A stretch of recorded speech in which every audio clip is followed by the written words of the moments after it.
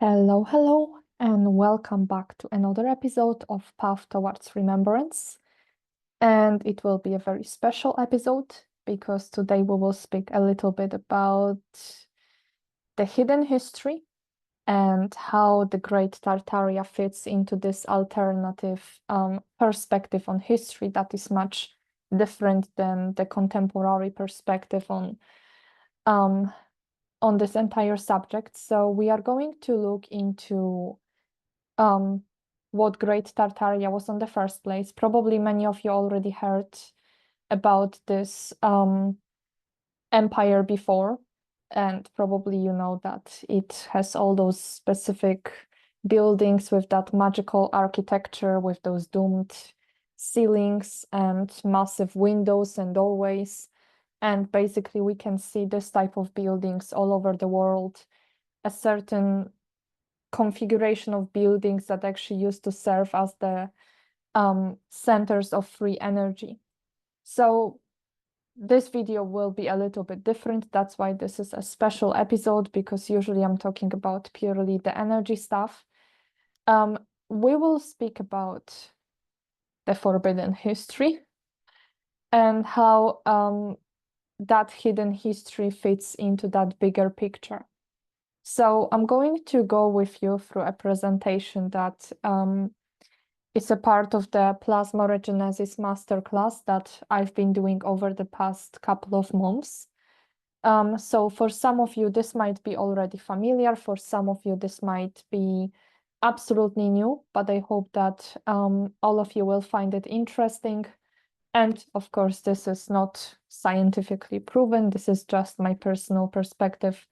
And when it comes to the sources of information, it was coming from my own personal insights and the personal memories that I have from the Tartarian period, because as much easy it is to retrieve incarnational memories from Egypt or the Middle Ages, it's quite difficult to actually remember about Tartaria, because this is a timeline of our history that has been blank slated, meaning that it has been completely erased from the planetary records and from our personal memory matrices.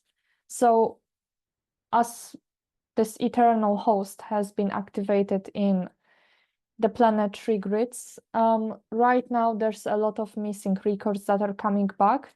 That's why there's more and more people speaking about Tartaria and coming across different discoveries, because we are finally coming to that realization that something has definitely happened, and this needs to be spoken about. So I hope that this video will give you some useful insights on that. And we will take a look on how this great Tartarian Empire actually started, how it has been developing, and how it was basically always the empire that was aiming towards unity. So it wasn't unlike the Roman Empire or even the Atlantis, the Atlantean kingdom. Those two empires were always aiming for power, and they didn't care much about the citizens. In this case, it's absolutely different. The original idea of behind the creation of Great Tartaria was actually aiming towards unity. So that unity is a big word when it comes to the eternal host. And I would say that progressively our world will shift towards having that structure of Great Tartaria once again.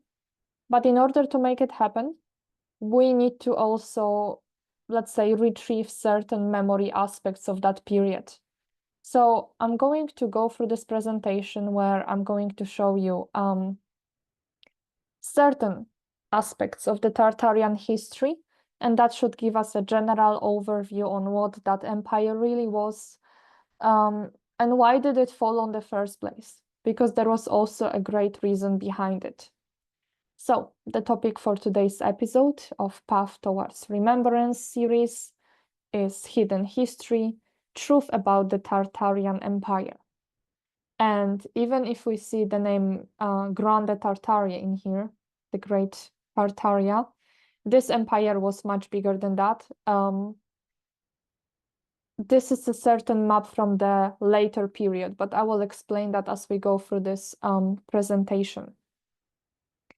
So this is something that I would recommend to go back to once you actually finish watching this video. This is presenting certain, let's say, a timeline of events when it comes to Great Tartaria. So before we get to Tartaria, we will actually learn a little bit about Hyperborea, which was almost like the base structure for manifestation of the Great Tartarian Empire. And also Himalayan kingdom was another aspect of it. There are the three main periods of Tartaria, and they are referred to as the Great Tartaria. That started 800,000 years ago, pretty much at the beginning of the third seeding of the human race. Then we have the Middle Tartaria, which was 8,500 years ago. And then Small Tartaria was around, if we go here, it was, let's say, the 15th century. So those three periods of Tartaria have been, let's say, it's almost like all the history that we are learning about the French Revolution and all these massive conflicts and very important events in our traditional history. It's almost like it's as if you can blend them into those periods of either the Small Tartaria or the Middle Tartaria or the Great Tartaria. So I'm going to go through each one of those periods, and I would say that the biggest one was the Great Tartaria. Then we have the Middle Tartaria because it wasn't as big as the Great Tartaria, and then we have the Small Tartaria that is, let's say, the closest historically wise. So those three periods of history are basically, I would say, crucial to remember, because that will help us understand why we are in the place where we are right now. And there are a few events, especially the war with Atlantis. This was the event that led to the fall of the Great Tartaria. Then we have the Middle Tartaria, and basically the wars with China, which separated a long time ago from the Great Tartarian Empire, which once, let's say a long time ago, used to almost be like one country.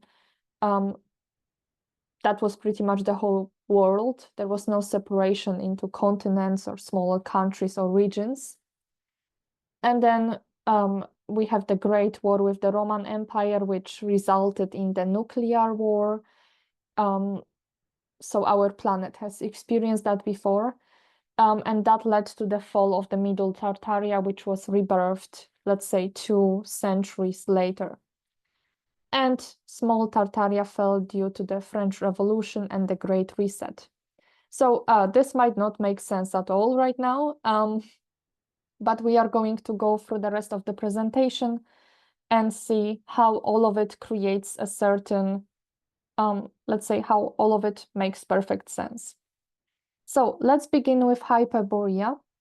And this one is basically, let's say, as I said, it's like a base, it's like a foundation for the creation of Great Tartaria. So our seeding, our third seeding of the human race, all of us right now, the contemporary human race is of the third seeding.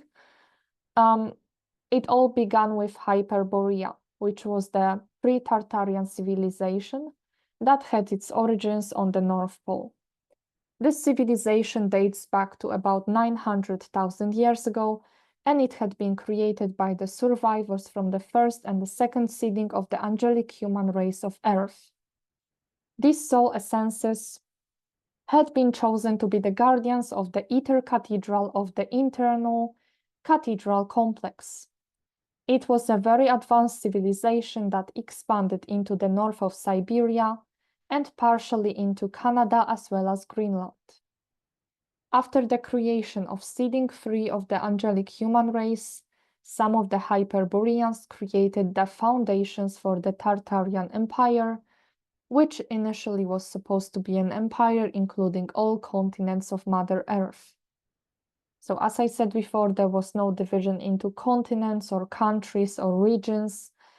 Every single, let's say the entire planet was one nation. And that nation basically was the Tartarian Empire. Some of the knowledge about the Hyperboreans can be found in the Slavic Vedas. Very few of the remaining Slavic people who didn't suffer hybridization with impostor races are the pre-ancient Hyperboreans.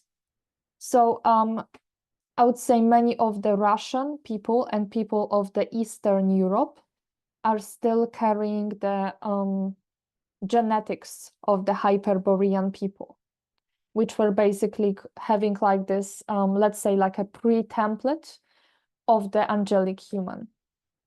So that's basically how,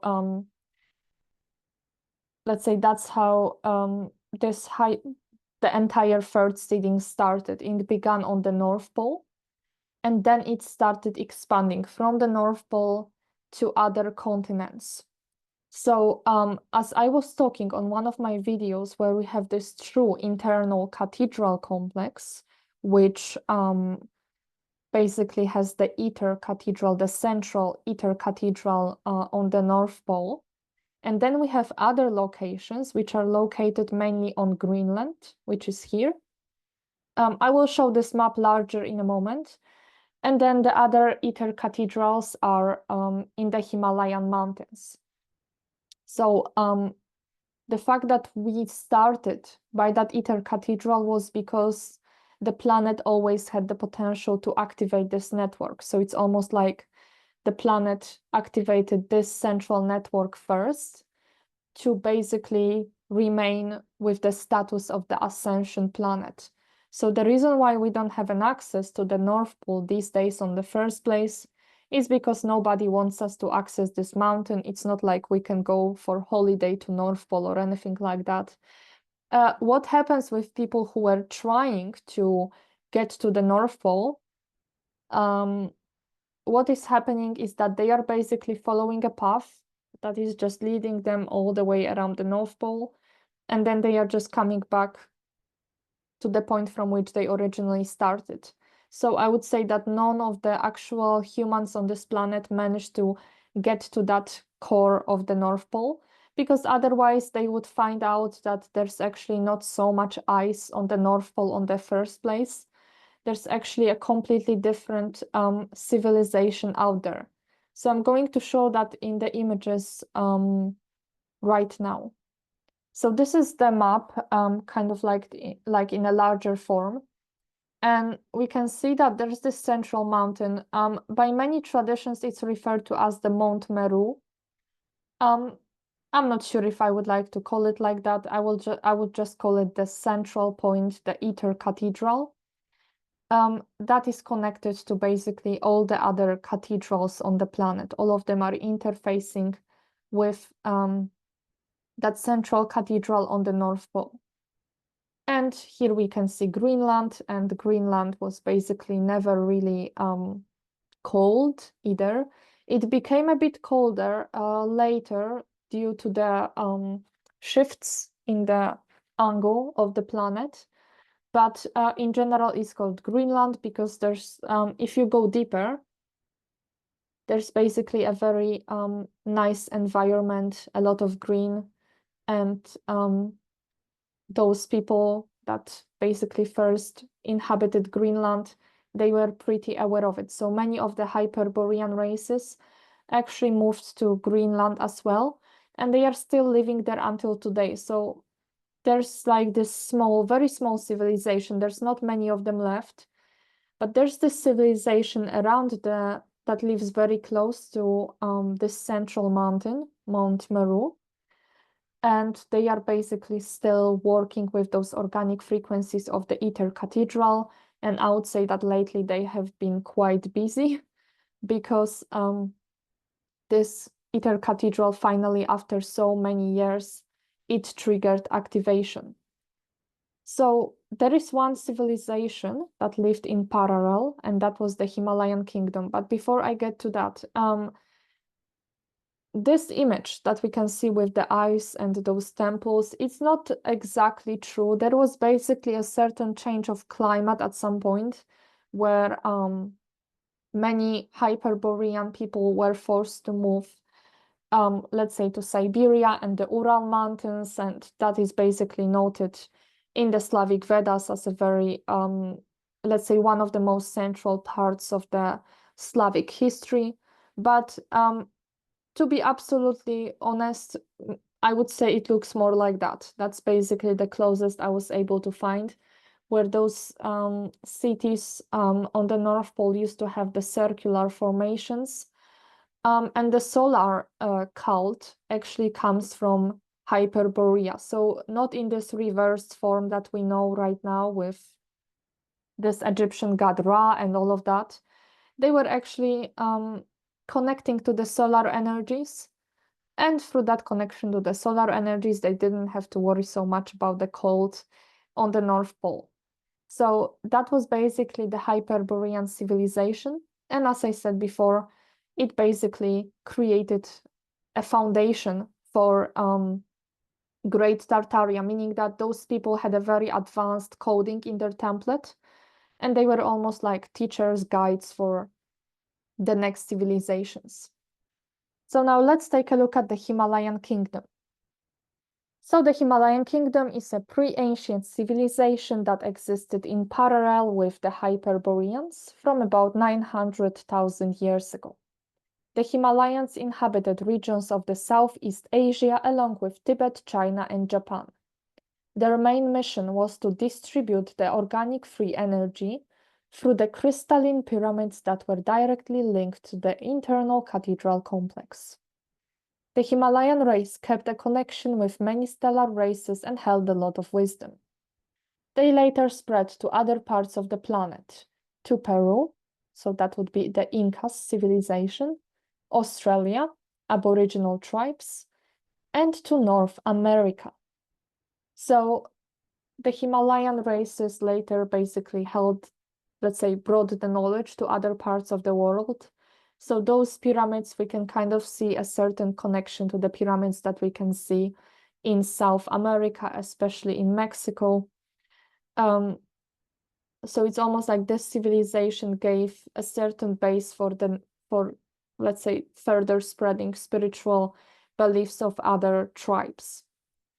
But nevertheless, basically those other civilizations, they were still a part of Great Tartaria at that time. So even though they might have had a little bit of like more individuated beliefs, they were still a part of that greater nation. And a small exception from that rule of like all countries being a part of the Great Tartaria was actually Mu or Lemuria, whichever way you prefer to call it. At first, it was just referred to as the Great Empire of Mu, and then progressively they would call it Lemuria. So Lemuria was a continent in the Pacific Ocean that served as a spiritual haven for angelic humans from all over the world at those times. This land was ruled by women who were priestesses and the sacred gatekeepers of Mother Earth. Mu never became a part of Great Tartaria and remained fully neutral during the Great Templar War between the Tartarian and Atlantean empires. I will get to that in a moment. Lemuria suffered fall 50,000 years ago due to massive hijacking campaigns on the sacred priests of Ur and Mu to create a planetary yin-yang overlay on the divine masculine and feminine forces. So Lemuria was almost like a spiritual sanctuary of the planet. It was almost like, let's say, almost like Switzerland these days. So it was neutral. It wasn't really taking care of any kind of, let's say, 3D related dramas. It was a spiritual center of the planet. Many of the angelic humans from all over the world would be coming there for different sorts of ceremonies that would include the sacred sexuality ceremonies, the twin couples would often get married there and go through all sorts of celebrations, and that was basically enabling them to go through a process of different activations. So Lemuria was basically a very special place, but it could have helped during the conflict of Great Tartaria with Atlantis, but it didn't. So it's kind of like later it suffered a similar, let's say it went through the similar catastrophe of Tartaria, because basically this continent sank under the ocean. So now let's take a look at directly at Tartaria, and perhaps there will be certain sensations or memories coming back to you as I'm going through this. The times of Great Tartaria were basically the most beautiful. So I often have that on my sessions where like someone is kind of like going through their memories and they are like, well, I don't think this was on Earth. Like technically it looks like our planet, but it's so much more green, so much more beautiful, and the buildings are different, the energy is much different. And usually such people are actually referring to Tartaria, to the Great Tartarian period, which was basically almost like the golden age of the planet, when we were in harmony with the elementals, when everything was almost like having this beautiful, peaceful energy. And later, different events started happening, especially insertions of different fallen timelines, such as the Atlantean timeline and the Babylonian timeline, that made things much worse. But in general, the Great Tartaria was one of the best times on this planet, especially when it comes to the third seeding. So Great Tartaria was initially created by the Hyperborean races shortly after creation of seeding 3 of the angelic human race. One of the main ideas behind creating this massive empire in which all races come together was to create a common path of unity towards collective realignment and reunion with Mother Gaia. For many thousands of years, the Great Tartarian Empire included all continents and had its headquarters at the North Pole. The times between 800,000 years ago and 400,000 years ago are known as the Golden Age of Humanity, with thousands of beautiful cathedrals and buildings, nowadays mostly perceived as churches or places of ritual, serving as the free energy distribution centers. So if we look at this architecture of Great Tartaria, this building in India called Taj Mahal is basically one of the representations of Great Tartaria. There are some buildings that were created a little bit later, and you will be able to see the difference once I speak about the Middle Tartaria. But here you can see even this cathedral, central cathedral in Florence, you can see how it pretty much stands out from other buildings in the area. So those buildings basically used to serve as the free energy distribution centers. So they were pretty much able to provide free energy for the entire city. That was mainly due to the fact that those geometries were directly, let's say, interacting with the geometries of our plasma template. So there was like true magic in actual co-creation with those temples. I was in this cathedral in Florence, and it's kind of like when I went to the inside, I could sense my plasma body directly, like kind of like starting to move in a very strange and interesting way. And it was almost like following the geometries that were encrypted within the building itself. So they are very, very impressive. So let's get back to what I was reading. So the times between 800,000 years ago and 400,000 years ago are known as the Golden Age of Humanity, with thousands of beautiful cathedrals and buildings, nowadays mostly perceived as churches or places of ritual, serving as the free energy distribution centers. Music, dancing, and meditation were the expressions of the spiritual artistry of the seeding free races that were fully aligned with the D12 divine blueprint. So those spiritual practices, they were like a part of the everyday routine of the angelic human race at that time. Issues in the structural integrity of Great Tartaria started to arise with multiple regions on the planet starting to proclaim their individual sovereignty. And that was mainly because they were influenced by different interstellar races. So it's not like the Great Tartaria was shut down from any kind of, let's say, interaction with races from other dimensions. It was quite the opposite. We were given those technologies, we learned how to use them, we even learned how to improve them ourselves. And we stayed in a pretty good connection with different races, but of course also different intruders came in. So these regions that separated first included Egypt, which stayed in peaceful relationship with Tartaria and became the spiritual center of the planet, especially after the fall of Lemuria.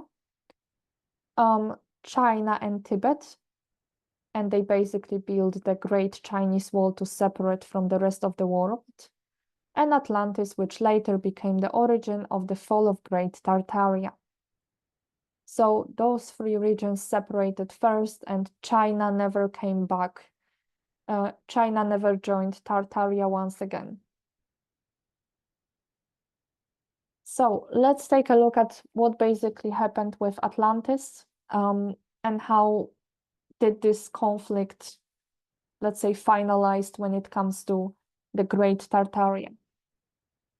So Atlantis, which later changed its name to the Holy Atlantean Kingdom, was highly influenced by various intruder races and dark magicians coming from the hibernation zones such as Telos or Os to the surface of the planet.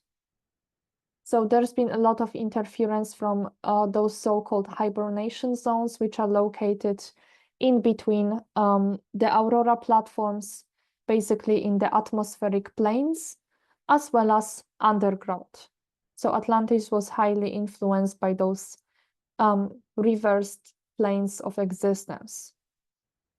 In contrast to Great Tartaria, which was a synocratic empire with no leaders or kings, with decisions made together by interfacing of the collective field, the Atlantean Kingdom had a highly hierarchical structure that was later described by Plato in his dialogue called The Republic. So if you want to know a little bit about the political structure of Tartaria, then this is basically, you can find it in Plato's work. That's where he's kind of like talking about those how the philosophers should be, let's say, in charge of the country.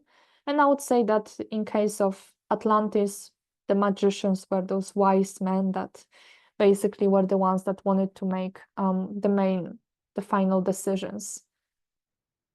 Progressive infiltration of the Atlantean magicians led to an order or movement that started operating, and eventually the Atlantean Kingdom declared a state of direct war against Great Tartaria. Due to the support of the Atlantean Kingdom coming from the Draco and the Black Dragon races, the Atlantean Kingdom, ruled by King Atlas, destroyed the organic portals of the north, significantly weakening the Tartarian Empire. Further use of the laser weapons and crystal temples by the Atlanteans led to the fall of Great Tartaria, which got divided into multiple separate regions. So later this kind of turned against the Atlanteans when their own crystal temples led to the fall of the entire Atlantean continent. But at that time, King Atlas, and by the way, that's why we are talking about, that's why we call Atlas like a massive book of like different maps that are showing us how our planet looks like. We call it Atlas because basically King Atlas was the one that wanted to, let's say, restructure the world and take over the entirety of the structure of the Great Tartaria. So it was almost like a massive reset at that time, It's not this mud flood that many people are talking about when it comes to the fall of the Tartarian Empire. This is something that will come quite a lot later. So this conflict between Great Tartaria and Atlantis involved the use of the laser weapons, crystals, and magic. And unfortunately, this led to the fall of the Great Tartarian Empire. So this basically was the end of the Great Tartarian Kingdom 25,000 years ago. Then, since Atlantis fell, there was basically a chance to once again rebirth Tartaria. And this brings us to the Middle Tartarian period, 8,500 BC to 1350 AD. Tartaria was once again rebirthed after the fall of Atlantis through the union of Rudgenia, currently known as Russia, and other post-Soviet countries, Ionia, Greece and Italy, Balkan countries, France and Spain. So the union of these countries was referred to as Middle Tartaria. So places like America, China, Africa, those continents never became connected with Tartaria ever again. That's mainly due to the fact that a lot of the intruder races managed to infiltrate a lot of those different tribes from Australia, Africa, America, and they basically wanted to live on their own. They wanted to live in separation. So it was much easier to do that in Europe, mainly due to the fact that there was still this Hyperborean gene out there. So there was this bigger, let's say, pull towards unity. Unlike the synocratic Great Tartaria, the Middle Tartaria was a unified federation of various states, each one of them having its own king or queen. The main goal of Middle Tartaria was retrieving its original territory. The main obstacle to achieving this was the Chinese Empire that was ruled by the reptilian forces and the creation of the Roman Empire. So basically, I would say that the Middle Tartaria, its political structural system wasn't the best starting from the beginning, because it was very easy for those different states to separate from the structure of the Middle Tartaria, and kind of that's what started happening. So on this map, we can see this those later maps of Tartaria that were, I think this one was created in the 18th century. But anyway, they were basically showing certain, let's say, districts of Tartaria. We can see the Tartaria Moscovia here, which I would say was like a Russian Tartaria. Here are other states that were forming the independent Tartaria, and this was the area of the Great Tartaria. Quite a lot of this land here was also a part of Middle Tartaria at that time, but China wasn't, Persia wasn't, all those countries here, they basically were not connected to the structure of the, let's say, of the Middle Tartaria, and later they would often support the other opposing countries. So this is the architecture of the Middle Tartaria. You can probably see a difference when it comes to this, when it comes to the architecture I was showing you that comes from the Great Tartaria. So these are the buildings that were created during the Middle Tartaria. Most of them were destroyed during the Second World War, but we will get to that. So let's see. There are two conflicts that led to the fall of Middle Tartaria, and the first one was basically the conflict with China. And in the background, you can see the Great Chinese Wall that was basically separating the Tartarian Empire from Chinese Empire. So isolation of the Chinese and Japanese races during the times of Great Tartaria made them vulnerable to infiltration from the reptilian races. Offers of assistance and bioregenesis from Middle Tartaria was rejected and led to conflict between Middle Tartaria and the Chinese Empire. Neither of the sides won in the conflict, however, war with China greatly weakened Middle Tartaria and exposed it to the next enemy. So there are two things that I would like to mention here. This was also noted in the Slavic Vedas, and as much as I don't agree with certain aspects of it because there's a lot of Pleiadian insertions there, they were actually talking about the war with China, and they kind of state in the Slavic Vedas that those wars were won after a very long time. That's not exactly true. It's kind of like neither of the sides won the conflict. The conflict stopped because of too much damage on both sides. But for the Middle Tartaria, that was quite a big problem because of the fact that it had other enemies, and the biggest enemy was the Roman Empire. You can get a little bit of, let's say, glimpses of that conflict. There is this movie, I think it's called The Wall, and it's basically talking about how those people were basically, let's say, on the Chinese wall, and they were defending the attack coming from the actual reptilian creatures. So I wouldn't say it was this dramatic, but this movie is kind of showing a little bit of truth on how this all really looked like, because China was very, very reptilian at that time, and I would say that it still is. A lot of the Chinese people have those remains of the reptilian coding in their genome. Okay, so let's take a look at the Great War with the Roman Empire. This is the one that was basically the reason for the fall of Middle Tartaria on the first place. The Great Tartaria fell due to the war with Atlantis. So and now there's just something very I would say a little bit upsetting about all of this, because it's almost like as if Middle Tartaria went through the same experience as the Great Tartaria. Because what was Roman Empire? A lot of people from Atlantis, a lot of especially those magicians and royal bloodlines, ran away either to North America or Europe after the fall of Atlantis.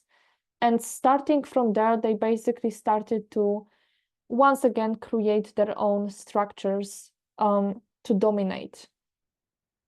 So that's what happened, and that's why the Roman Empire was created. It was basically ruled by the same old Atlantean bloodlines. So let's take a look. The state of Ionia, Greece, and Italy decided to separate from Middle Tartaria about 3,500 years ago, motivated by the dark magicians from Atlantis, which migrated to Ionia after the fall of Atlantis. Ionia became known as the Holy Roman Empire, which was the continuation of the Atlantean kingdom. Conflict between Middle Tartaria and the Roman Empire escalated into nuclear war, which ended in a massive global reset, orchestrated by the Black Dragon forces, and the plague or Black Death, which was the result of the radiation sickness.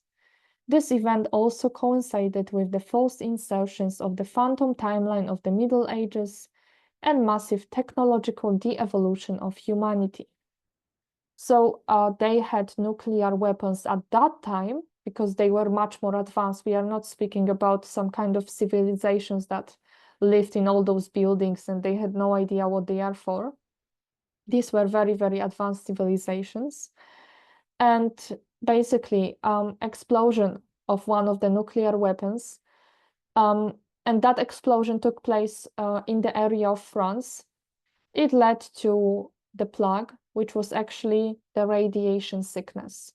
A lot of symptoms that were described by that time in the chronicles are actually matching the symptoms of radiation. So that was a very serious conflict And once again, it just torn the Middle Tartaria to pieces. So the Roman Empire grew in power and it managed to defeat Middle Tartaria, its biggest enemy. So there was one more period of the Great Tartaria, and that is basically, these are the times of the Renaissance, and that is basically the rebirth of Tartaria, known as the Small Tartaria. Small because it was basically the smallest out of when it comes to its territory. So the period generally known as the Renaissance was the rebirth of Tartaria, known as Small Tartaria, between 1480 and 1879 AD. After the nuclear war, Tartaria lost another significant part of its territory, with most of the Western European kingdoms choosing to separate from the rest of the empire.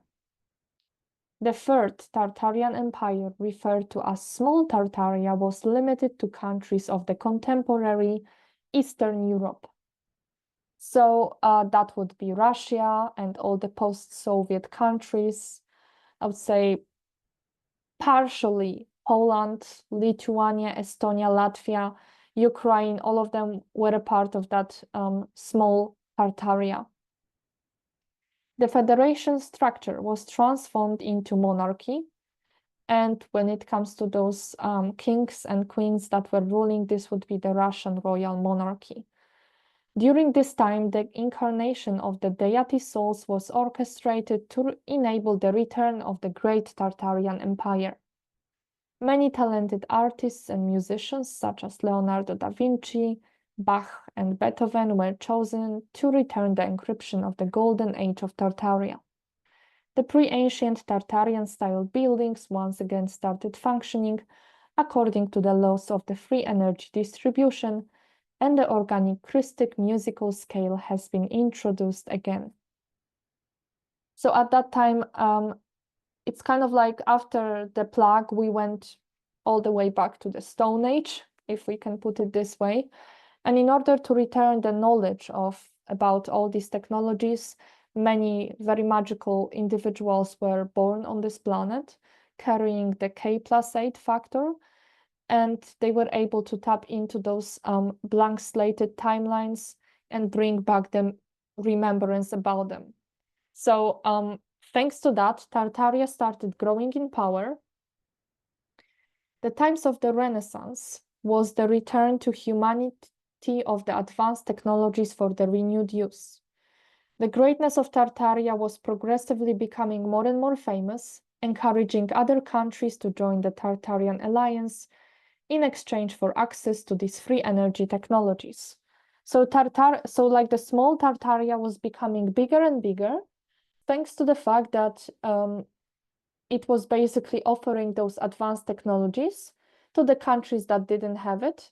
And in exchange for that, those countries were becoming a part, like, let's say, an independent state that was under the protectorate of the Small Tartaria.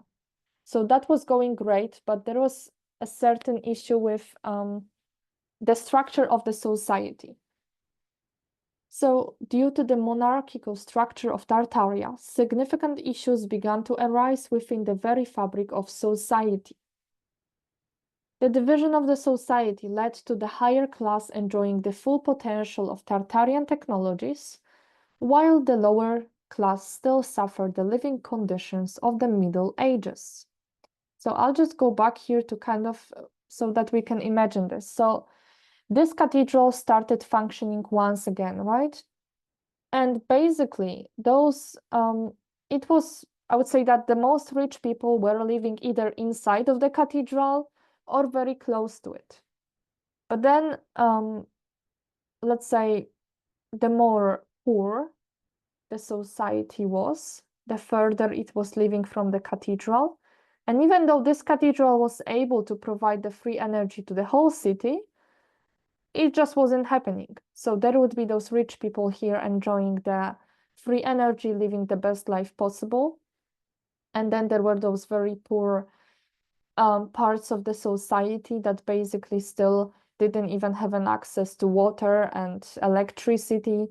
And as you can imagine, that was basically the reason for a certain conflict.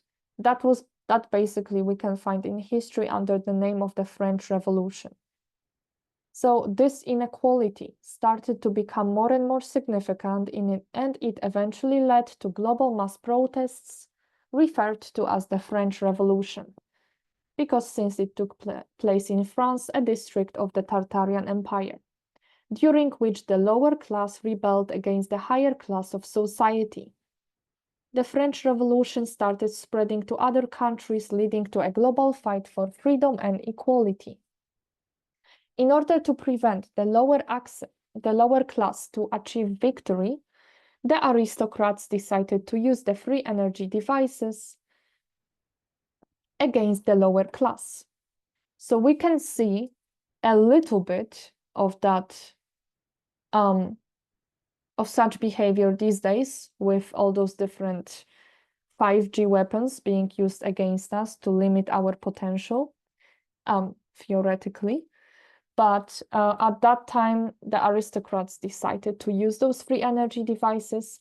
But since they were still learning how to do it, actually, I mean, they just got that memory back of what those energy devices were in the first place. The imbalanced overuse of these energy weapons led to destabilization of the tectonic plates and caused a massive disaster on a global scale. This event is referred to as the Great Tartarian Reset. And this is basically this mud flood that everyone is talking about. Basically, this destabilization of the tectonic plates led to a very, very, I would say, tragic and traumatic for many disaster. And this was completely blank slated from the collective history, and the holographic wars enabled it. So when I'm referring to the holographic wars, I'm talking about the First and the Second World War, the times from 1890 to 1945. So after the Great Tartarian Reset, certain actions were taken to prevent another global revolution from breaking out.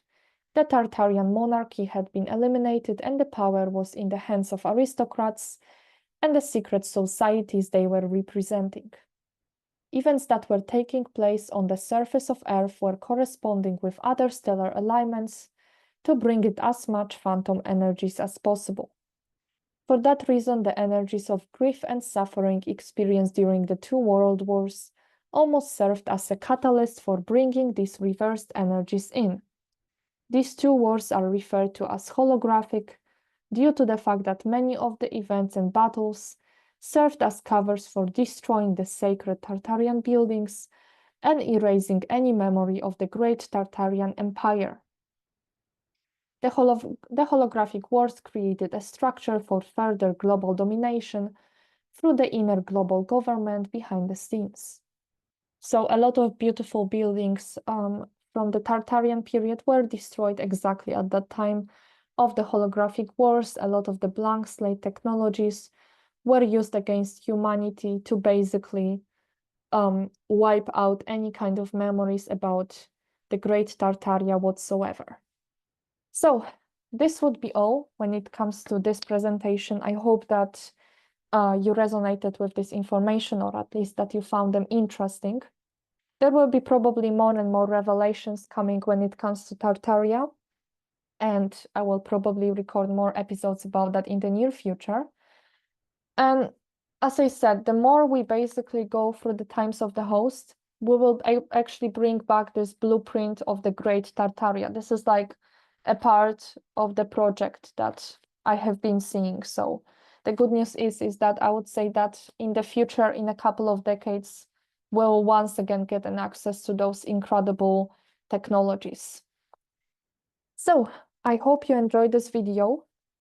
Next week, I will probably record something about the host path and like what do you actually need to do in order to align yourself with the best timeline as possible.